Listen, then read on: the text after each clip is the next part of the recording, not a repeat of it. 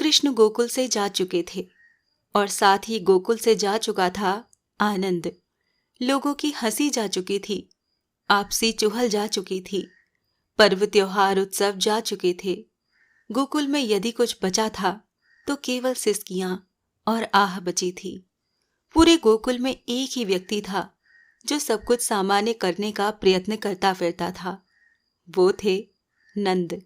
किसी ने उन्हें उदास नहीं देखा, किसी ने उन्हें रोते नहीं देखा। वो अपने स्वभाव के विपरीत कभी किसी बुजुर्ग से परिहास करके उसे हंसाने का प्रयत्न करते तो कभी किसी को बालक को छेड़ते, पर उन्हें कभी सफलता नहीं मिलती थी। यशोदा जानती थी कि नंद अपना कर्तव्य निभाने का प्रयत्न मात्र कर रहे हैं। कृष्ण के वियोग ने उनके हृदय को भी औरों की भांति ही तोड़ा है।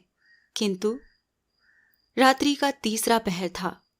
अचानक यशोदा की आंख खुली। देखा, कक्ष के कोने में भूमि पर बैठे नंद तड़प कर रो रहे हैं।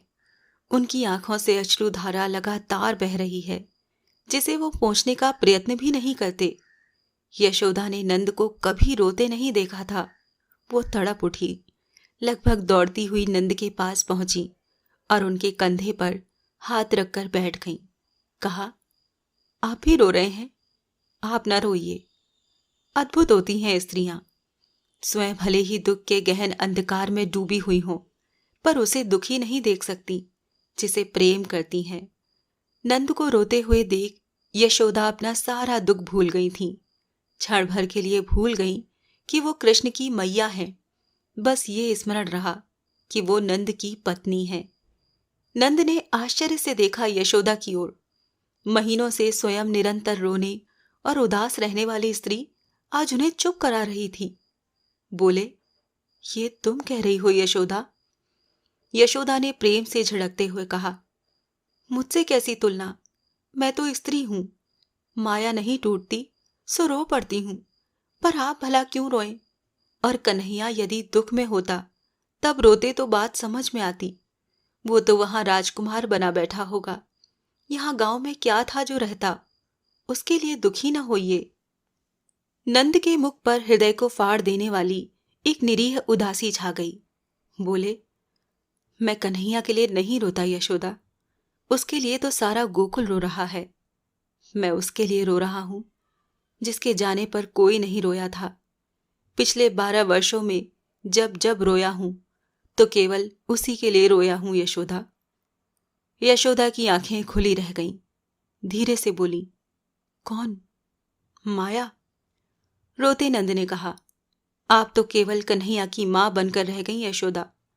आपको तो स्मरण भी न रहा कि उस रात्रि आपके गर्भ से एक कन्या ने भी जन्म लिया था, जिसकी वास्तविक मां थी आप। आप तो ये भी भूल गई कि यदि हमारा कृष्ण जीवित है तो केवल और केवल हमारी पुत्री के बलिदान के कारण जीवित है। पर उसका दुर्भाग्य देखिए, उसके लिए किसी की आंख में आंसू की एक बूंद तक नहीं आई। उसके लिए कोई नहीं तड़पा, उसके लिए कोई उदास नहीं हुआ।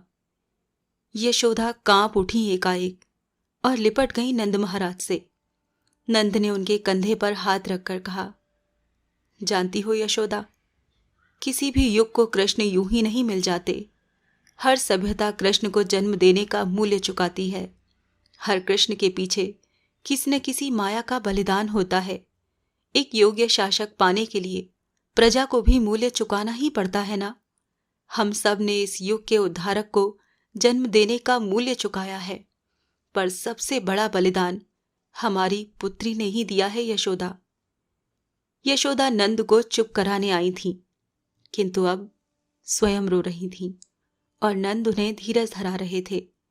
नंद ने उनके कंधों को थपथपाते हुए कहा, हमारा जन्म ही इसीलिए हुआ था कि कृष्ण की बाल लीला में सहयोग कर सकें। वो हम कर चुके। भविष्य जब कृष्ण की कथा लिखेगा तो हमारा नाम यहीं तक आएगा यशोदा। कोई ग्रंथकार नहीं बताएगा कि कृष्ण के जाने के बाद नंद यशोदा का क्या हुआ। समय ने हमारे लिए यही निश्चित किया है। यशोदा चुपचाप देखने लगी नंद की ओर। नंद ने फिर कहा, एक बात कहूं, मेरी मानो तो अब मत रोना कृष्ण के लिए। कृष्ण के लिए बहाए गए आंसू कहीं न कहीं हमारी पुत्री का अपमान ही करेंगे। यहाँ से चलने के बाद उससे मिलना भी तो होगा। कैसे मुंह दिखाएंगे उसे? अब मत रोना यशोदा, मत रोना। यशोदा चुप सी हो गईं। नंद जानते थे यशोदा उनकी बात नहीं मान पाएंगी।